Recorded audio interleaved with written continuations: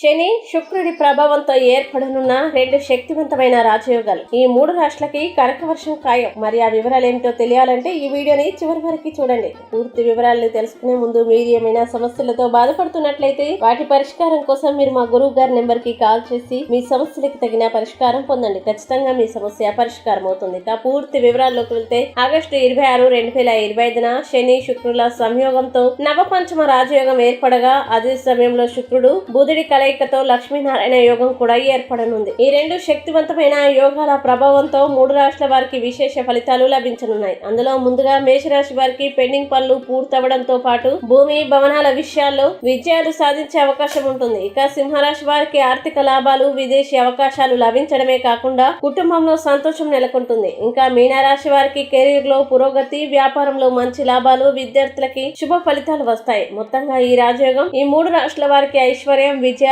ఆనందాన్ని అందించనుంది. ఈ వీడియో మీకు నచ్చినట్లయితే లైక్ చేయండి, షేర్ చేయండి. ఇలాంటి మరిన్ని వీడియోల కోసం మా ఛానల్ ఇప్పుడే సబ్స్క్రైబ్ చేయండి.